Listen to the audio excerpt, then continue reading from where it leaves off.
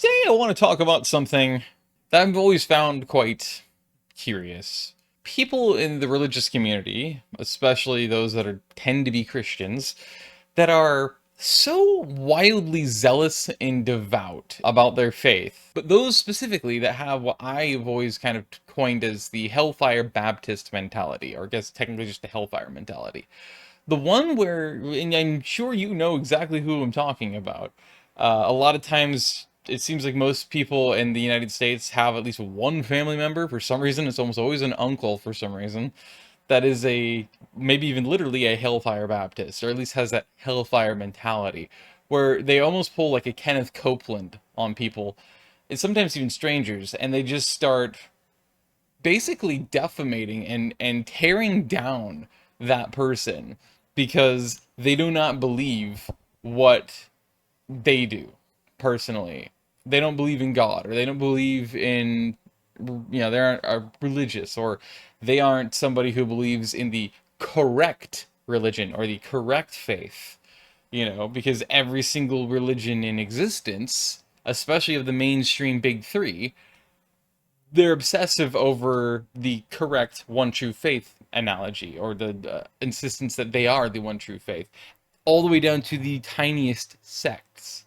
All insist that they have the correct interpretations, they have the correct understandings, they have the correct manuscripts and documents and, religious texts, and they're the ones who are the one true faith and have the one true depiction of God, or whatever your interpretation of God may be, and so on.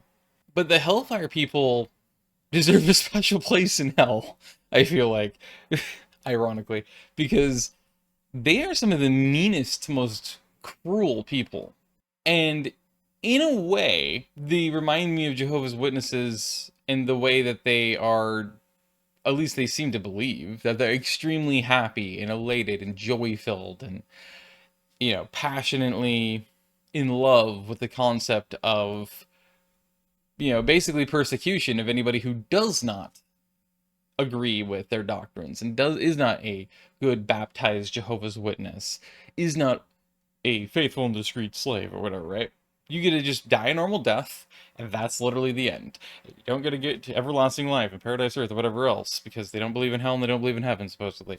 So as a result, it's similar to that mentality, because when with JWs, a loved one for them, it's kind of love is comes with air quotes around it seems like, uh when they croak, when they die, what do? What do you always hear? And what kind of emotions do you read on their face? Do they even seem to care? Because in reality, usually either they're completely neutral and they do not care, it has no emotional impact on them at all, they just don't care, it's just business as usual, or they go even further into a weird territory where they're genuinely excited and so genuinely happy and proud that they finally fucking died, gave up the ghost, because now we get to see them in paradise with perfect health and very sick and twisted stuff. In a way, the hellfire mentality religious people have exactly that same kind of dark, twisted way of looking at stuff. Because if you think about it, they're always talking about how proud and happy and joyful and joy-filled they are, and elated they are, excited and happy and proud they are to believe in this depiction of God that is so brutal and so hate filled and so spiteful and so angry all the time, and is so unforgiving and passionately aggressive and brutal, that the one that would want to brutalize anybody who does not follow every last single dictate that he whatever throws out there, that you don't believe, God forbid, in every single dictate, mandate, and doctrine that is thrown out there by whatever that supposed sect is, whether it is Baptists or Methodists or Pentecostals or evangelicals or God knows what other ones out there that are like that, where they're just extremely aggressive about it, and to the extent that they think in their form of proselytization is to, as if somehow they think it would actually convince people to not only listen to them and take them seriously, but actually consider studying with them, consider going to one of the church services, or consider actually believing in their depiction of God, being this really wroth, brutal, hateful, unforgiving, manipulative, controlling piece of shit. That if he doesn't get his way, he's going to absolutely brutally punish you. Whether that's by eternal torture and damnation, or that's by burning in fucking fire for the rest of your life, or that's by, whatever other horrible things, signing some sort of a horrible death or whatever, because you apparently deserve it, because how dare you not believe in me and do say and do every single thing I tell you to? Like, it's just weird and creepy that they get so much joy and pride out of that. And that's the way they go about it. They literally defamate people. They tear them down. They are like Jehovah's Witnesses on steroids, because instead of actually simply doing that in their doctrines and trying to hide it as some weirdly, like sensible, calmly done, you know, like, well, we won't really talk about this until you become a JW, or at least attend so many meetings that you're clearly indoctrinated enough that you're going to actually now be able to handle hearing this, but we do it in a calm way that it's like, okay, so it's more acceptable and palatable. But with the Hellfire mentality people, they just scream at you that you have to repent and you have to do all this other stupid shit and you have to grovel and you have to, admit that you're just this worthless, horrible, disgusting, evil, horrible piece of shit. Like, you basically are somehow Satan himself or something, and you need to wash yourself of that and grovel, to Jesus and God or whatever else, blah blah blah blah, and it doesn't count until you're baptized and you're in the correct one true faith or whatever else, which is whatever, of course, their sect is. And it's just like, how in the fuck can some people get so sick and twisted in their head that they think that makes sense? That they think that actually is going to help people want to listen or want to understand or want to debate you or want to even consider, doing a Bible study with you, or going to a single, one single time going to a church service or something, a procession. How in the heck do they think that that's going to convert people, or that's going to get them to actually, basically be advertised to where they'll buy in and they'll give it a shot or a chance, or they'll actually genuinely choose to believe what you're saying? It's just bizarre. Why the heck do that? And it comes to another point where it's like, why in the heck? Because here's the thing, is that the Bible is nothing but contradiction. It is laden with contradiction. You want to see the exemplification of non-stop contradiction. I mean non-stop contradiction. Just read the Bible through. The Bible is endless contradictions. It's just nothing but contradiction after contradiction after contradiction. Flip flop, and all these other different things. Which is one of the things that, personally for me, has always infuriated me, and it made me be like, obviously I'm not dumb enough to buy into that or believe it, because no, like that itself is highly negative. It's a highly bad thing when you're incessantly contradicting yourself. Because it usually proves it's nothing but lies and or fabrication. It's delusion. There's something about it that's really negatively off. And no, fuck that, It's just full of nothing but contradictions. It's documented contradictions. And one of those big pieces of contradiction that is incessant throughout it is this depiction of God. Is he a God of love, where we are made in his image?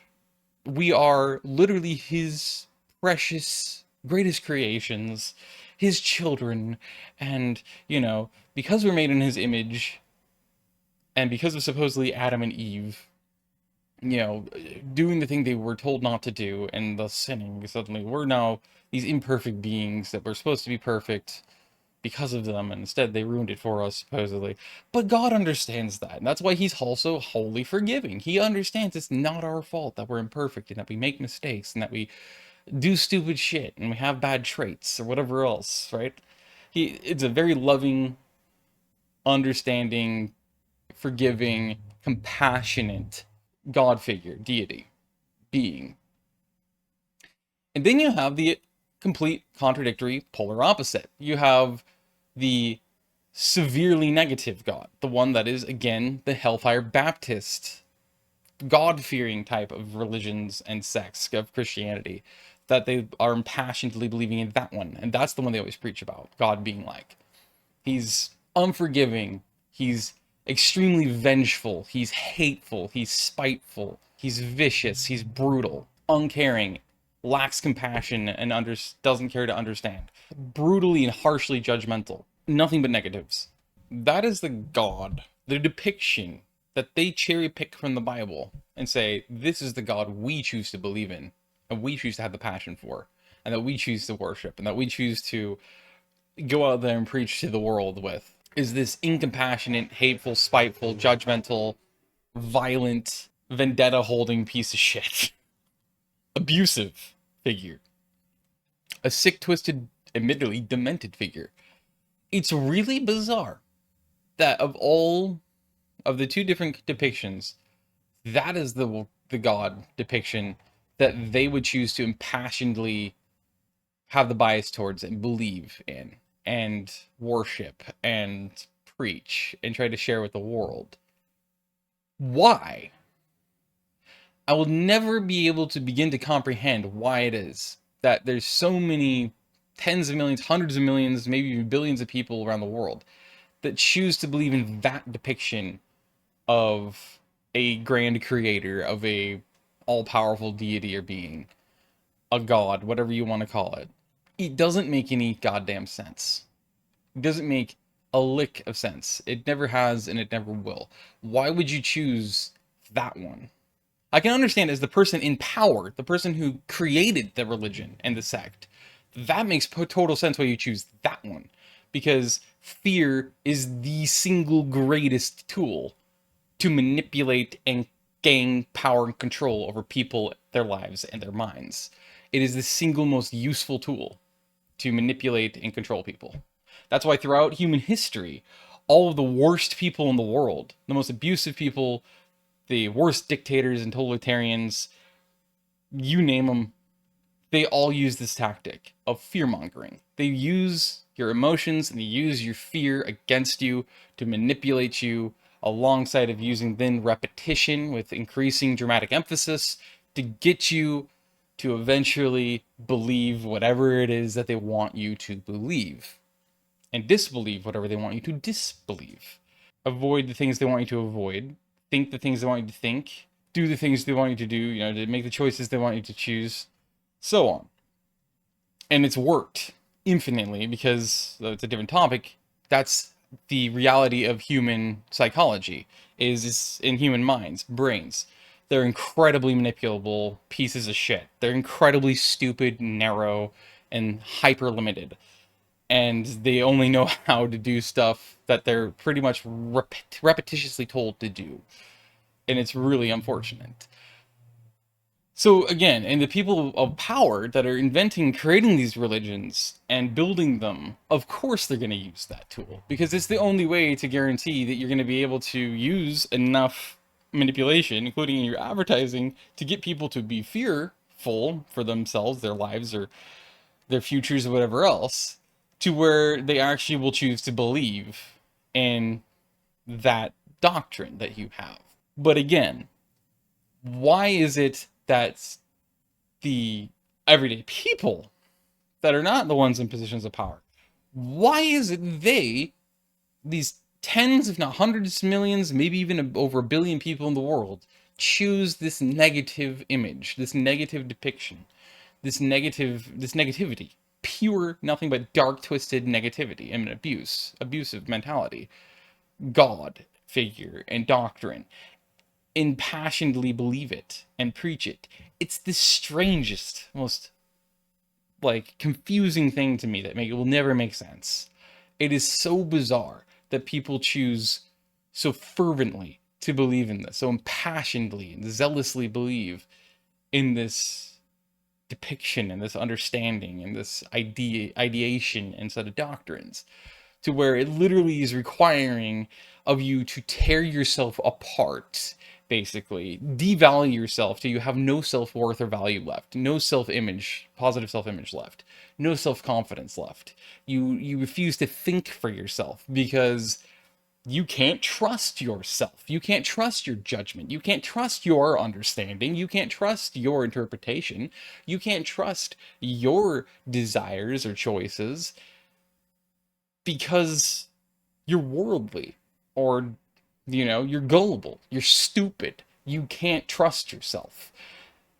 That's why you have to only turn and repent for that, including that. You literally are partially repenting for that, because that's a part of your sin, and that's part of how horrible, evil of a person you are, is that how dare you decide to trust yourself, or think for yourself, or question these things, or trust your own understanding and interpretation of anything, because you are incapable.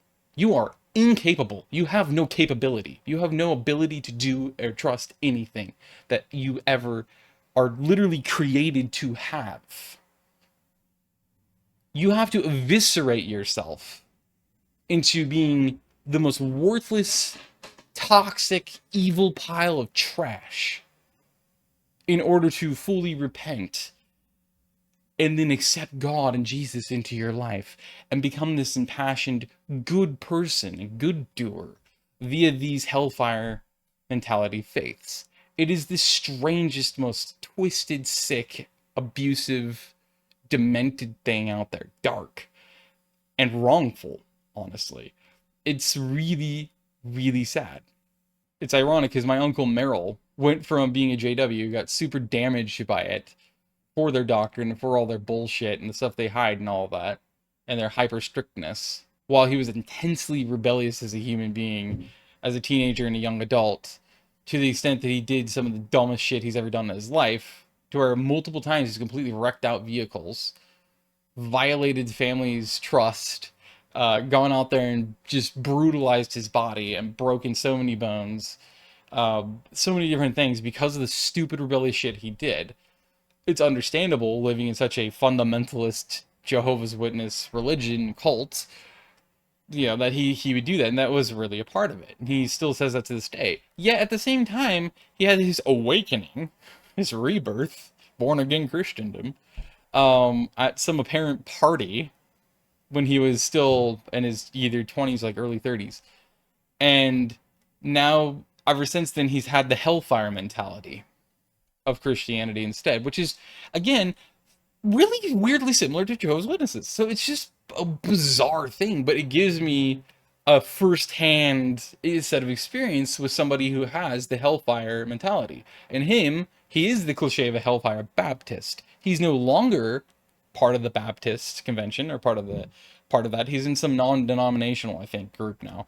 But he still holds that deeply ingrained repent hellfire mentality, where occasionally he will find himself just, and he's already an explosive and very easily angered person, but like just explosively and angrily screaming at even us that, we're such horrible, sinful people and you need to fucking repent and accept Jesus into your life, or whatever else, or else you will fucking burn in hell for the rest of your life, or whatever.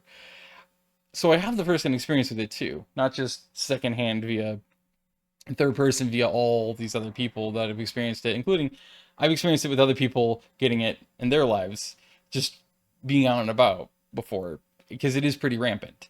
And then, of course, also I might just take a comment I saw last night, which inspired this video, from actually a person, a YouTuber, a creator here on the platform that I really enjoy watching. It's Ace Videos, Asa. Boy, one of the comments he had, and it turns out to a 14-year-old kid, was critical, because he was scared and nervous that he was being a false Christian. It's a 14. That in itself is really sick and twisted, that you can be 13, 14 years of age, 12 years of age, and you're just spewing doctrine. You're just deeply impassioned with religion and preaching work and, whatever the heck you want to brand it as. Preaching, proselytizing, pioneering, missionary work. There's a billion names for it. Preaching the good word. Like, it's a kid. You should be being a kid. You should not be so poisoned in your head that all that matters to you is God, God, God, God, religion, this, Bible, verse. I just like start spitting out like, well, actually, verse, this verse, and that verse, and this verse, and that verse, and oh, well, yes, we have to repent, we have to, we're also going to burn in hell, and everyone else is clearly around us that doesn't agree with us is going to burn in hell because they got the wrong faith or the wrong God or whatever. It's just like, you're a child. You should be living your life free of any influence and thought like that. That's one of the most dark, sick, twisted, and demented things to me too, and sadistic about religion, is this gotta start them early kind of mentality, where you just gotta indoctrinate them as soon as you fucking can. But just repetitiously beat it into their head that they have to do this, and fearmonger them like you do everybody else, but them even harder, because you do not want to risk your child being led astray by worldly people and Satan's influences and not being, a good, devout, God-fearing Christian and Bible thumper or whatever. They're a child. They should have no concept of this stuff. They shouldn't even be thinking about it or giving a fuck about it. Let them fucking live. Let them find who they are. Let them fucking go and have some freedom for fucking once in their life. Because they don't get enough of it because of fucking stupid schooling. Just let them fucking, in their little bit of free time, let them be a kid. Go outside. Get their fucking wounds by falling on their face or accidentally running onto glass that they didn't realize was there. Or falling, tripping, and scraping their toe open and their knees open, or, playing in the fucking mud or the swamp or the puddles, or playing with bubbles, or playing hide and seek, or running around like a chicken with their head cut off, or whatever. That's what being a kid is meant to be. Living your imagination, just going out there and finding yourself, having the fun first, making friends, living in your imagination, building stuff with that imagination, literally, physically, a lot of times, just having a blast, being free. That's what it means to be a kid. That's the most imperative part of your life when it comes down to being a child, is that freedom, is just letting them get a kid be a kid, not trying to indoctrinate them with all this stupid educational material, whether it's religious based or it's the opposite, and it's this weird like DEI, diversity, equity, inclusion bullshit, like the trans ideology and the fucking, LGBT narratives and stuff. Like, they are children. They have no concept or understanding of this stuff in the first place. What the fuck is wrong with you? Like, just leave them alone. Leave the kids alone. Let them live their lives freely without all this stupid fucking bullshit. Like, what the hell? There's so much sick and twisted about the world today. And it's ironic because when I bring that up, of course, you have to acknowledge the intensive hypocrisy of so many of these ultra religious, especially the more conservative, like traditionally old school conservative hellfire fundamentalist types of Christian groups, because they're the ones who are always, and being the biggest outcry against, leave the kids alone when it comes down to the DEI related and LGBT related stuff. The letters, numbers, and symbols people. Like, let it go. Let them just be themselves, be a kid. That's the most important thing, right? And protecting them from that stuff. Yet at the same time, apparently, it's totally not hypocritical or contradictory if you flip it and just rebrand it, and now instead of that ideology and that indoctrination, it's the indoctrination ideology of Christendom, of the Bible, or the Quran, or of the Torah and Tanakh, or whatever the fuck your religion has. So in other words, you're just as evil and bad as the people pushing the DEI stuff on kids. You're no better than them. You're doing exactly the same thing they're doing, and then excusing yourself for it and pretending that it's not the same thing. It's literally 100% exactly the same choice, actions, and thing that you are actively doing. Just because it happens to be religious and biblical rather than, some weirdly conceived letters, numbers, and symbols shit, does not change the fact you are damaging your children. You are trying to indoctrinate them and control their minds, and you're trying to mold them into this weird idyllic image you have in your head of a good person and or a good child that believes the correct things and is on the right side of history, or whatever the fuck your weird branding for that stuff is. It's all tied together because of that. And it's really frustrating. Proves that everyone's a fucking hypocrite these days.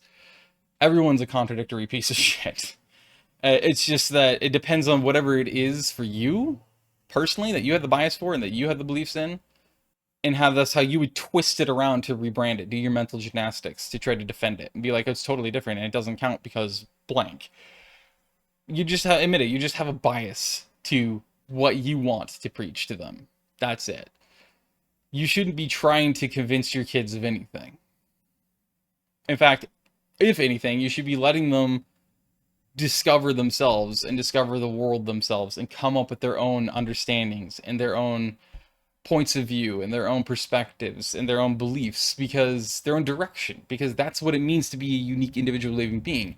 And during childhood, all the way up through your teens and even early adulthood, but especially your teens and childhood, you are at the apex in the most important period of your life in your own formation of your own unique individuality and who you are and what you feel and what you believe and how you interact with the world and how you see life in the world and how you understand things and your perspectives that you have and everything else. It should not be something that anyone at any position ever should be having the concept in their head to try to influence or direct or otherwise guide or control and program, indoctrinate these kids with specific ideologies or specific beliefs or perspectives or opinions or whatever else, because they're not you. They're not you. They're not a mini you. They are not a clone. Stop trying to put the code that's in your head in theirs. Let them be as they fucking are. It's one of the most infuriating things. And it shouldn't be even a thought that should enter anyone's head if they genuinely gave a fuck about the kids. Because they're meant to be left alone and to do what they want when they want and be a kid. Live in their imagination. Have a blast. Have fun. Getting lost in the fucking woods.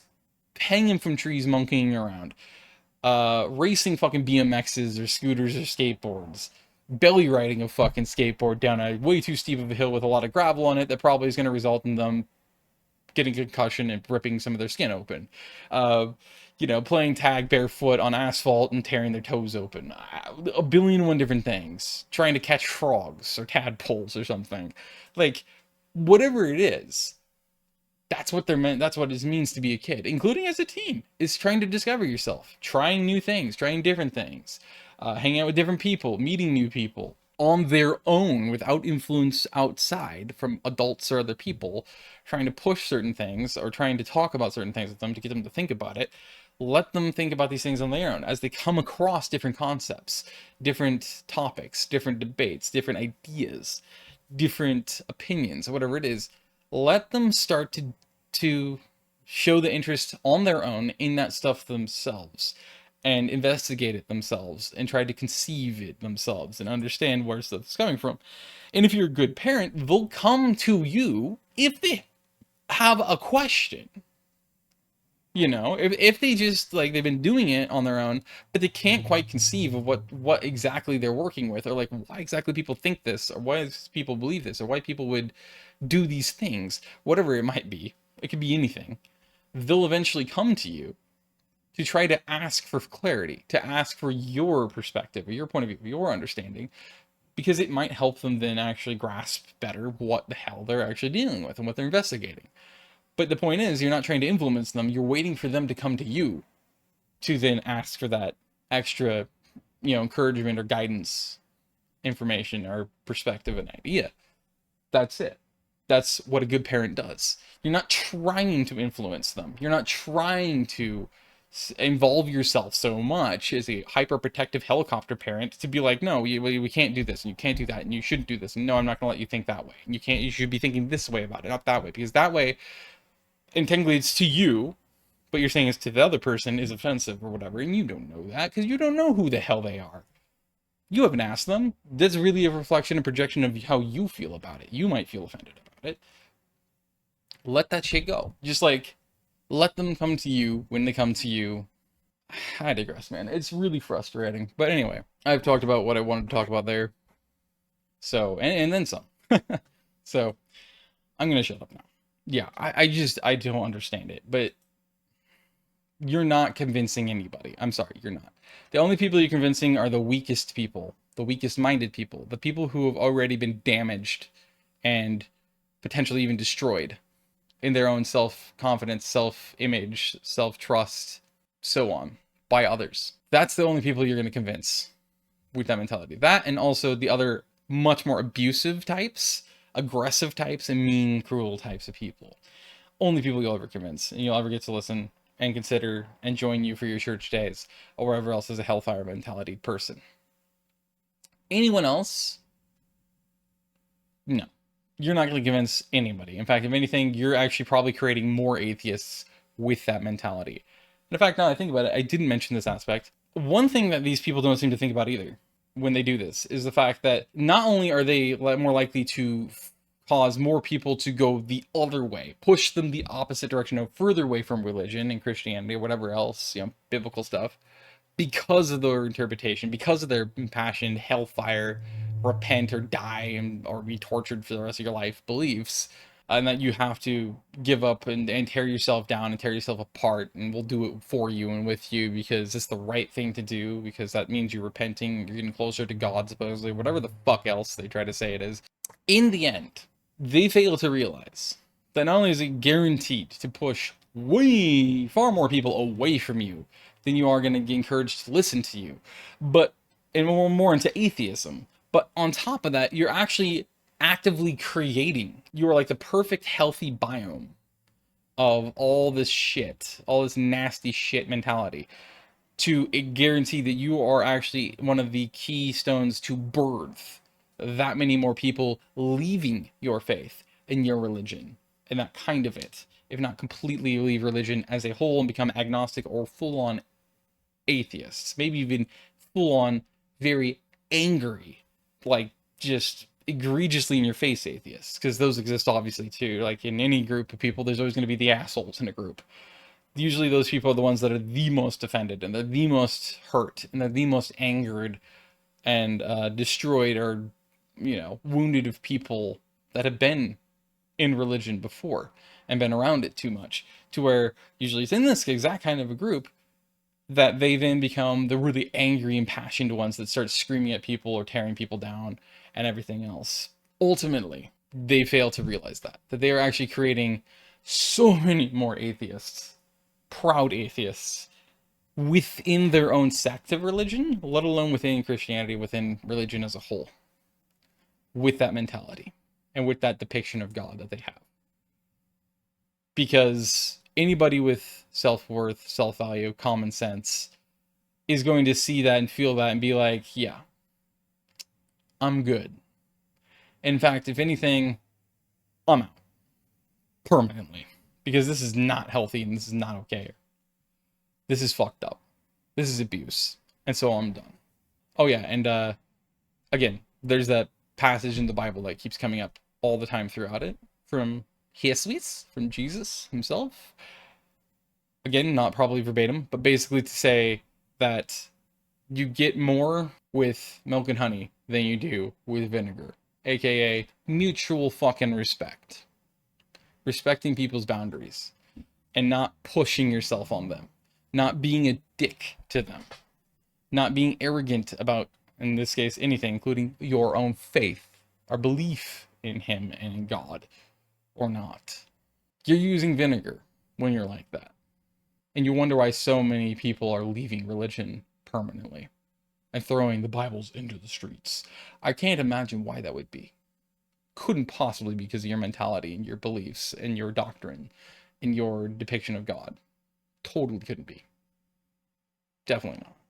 That would be inconvenient to you. So it can't be.